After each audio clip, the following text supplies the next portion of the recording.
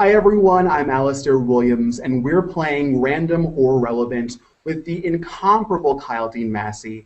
Kyle Dean is a Broadway performer best known for his roles in Altar Boys, Next Normal, and a small little show called Wicked. Kyle Dean is in the Google Hangout right now. How are you, Kyle Dean? I'm great. Yay, Kyle Dean, we have to bring you to Mason Gross as soon as possible. Okay. So let's get right into the game. Here's how we play. I'm going to give you two question categories, random questions or relevant questions. Random questions will range in topics from food to pop culture. Relevant questions will pertain to your career or the industry in general. So let's play. You choose random or relevant. Let's start with relevant. I like it.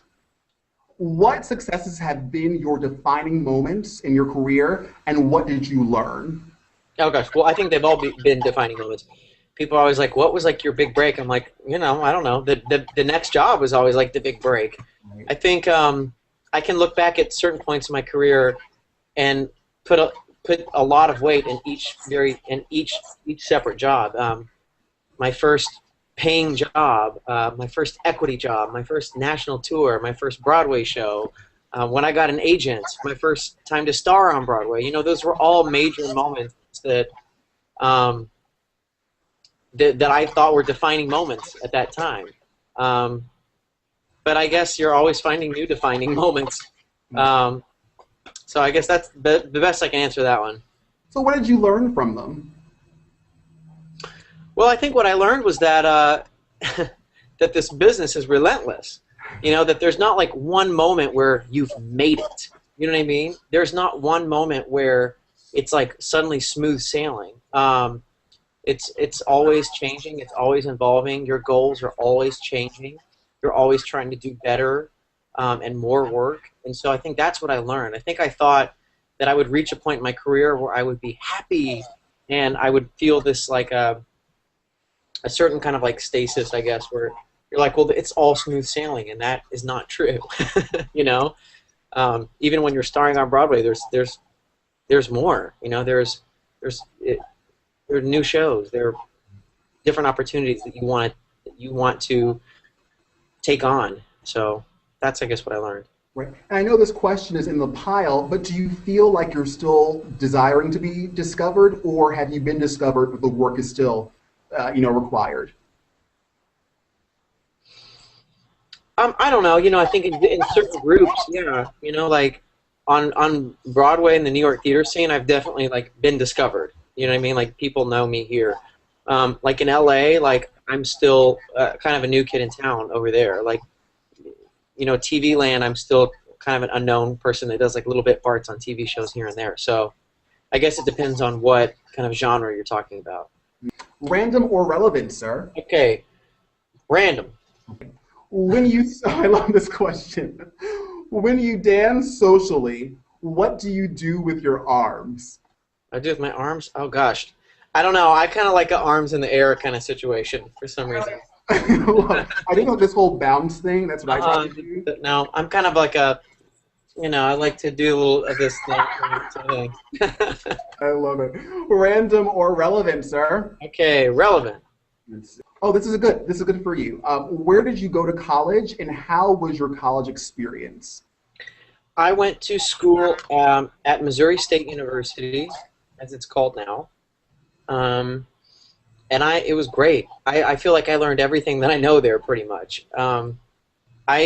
I grew up in a small town in Arkansas, and although I had really terrific teachers, I had a great choir teacher, and I had a very inspiring like drama teacher, and I had a great piano teacher and great dance teachers, but I did not have the elements to bring those things together. I did not have the training to do that. And so I learned all of that in college. So it was a great experience, and it was not a conservatory program, so I got to learn about all kinds of other things too, which I loved doing. And I feel like, the whole experience enriched my life. It just, when I look back on it, it seems like just a little blip. But it was great. I feel like I grew up a lot there. I learned a lot there, and I was really, really happy that I went to school there. So was it hard for you to make a transition into New York, living in Missouri for 4 years? No. It wasn't. by the time I got to the end of college, I was ready to go. You know, I feel like I had the tools. I was ready to leave. So, you know, I guess if there was a transition that was difficult, it's just getting used to living in New York City, which is a city unlike any other city in America. You know, you have to kind of get used to living here to a certain extent.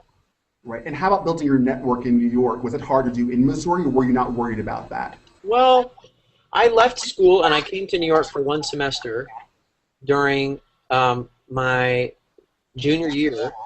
So I kind of, you know, tested out the waters a bit. So when I went back to school to finish up, I kind of knew, casting people knew me here, and they would call me directly, and I would fly back and forth from college to New York for auditions and things like that. So it wasn't that bad. And also in the Midwest, there are huge cattle call auditions for theater companies all over the country, including New York. And I got my first national tour from a cattle call audition in Memphis, Tennessee. Oh. So, and you know, it was a New York company. We rehearsed in New York, went on tour. Like, so it was. It actually wasn't a problem. Right. Can I cheat? I'm going to look through the relevant questions and figure out a good one for you. Okay. What skill has aided you the most throughout your performing arts career? You know, I think it's probably my skill at handling rejection. Honestly, I think I do that very well. I think I'm really good at when I don't get something, moving on, and I think that's been good because I think it affects a lot of people and it discourages a lot of people, and I've never been discouraged by that. I've always just been like, well, we'll get the next one, or the one after that, or the one after that, and I think it's helped me a lot, and I think it's given me some longevity, at least. I think I've kind of moved past that hump. I think around my age, or when a lot of people start kind of leaving the business, and I'm certainly not doing that. So. Okay, last question. What advice would you give to young budding artists looking to enter the competitive world of musical theater?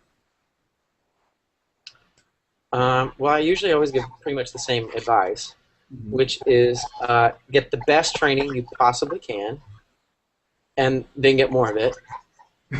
Go to the gym and read. Oh, please, wait a minute. Go to the gym. I don't think that's ever been said before. That's a big really? Get a gym membership. Get a gym membership and go every day. Wow, that's big. Well, yeah, I mean, let's be real. It's like this is a business where you're selling yourself, and the way you look is very important. And you would be surprised how many people work that are pretty much talent-free, but look amazing. So why would you not want to just pick that up as something to have? You know what I mean? Like, why not try to look great? Right. So yeah, go to the gym and read plays, read books. I just think that's important. So I think it's good to like just have an understanding and knowledge of other things, because let's be real, like you're not going to be playing an actor in every you're going to be playing like real people. Right. So I think it's, by reading you get to understand different characters, different people. You get to go into other people's worlds and imaginations, and I think that's inspiring and helpful, and it's just, I think you want to be a well-rounded artist, and I think that's one way to do it.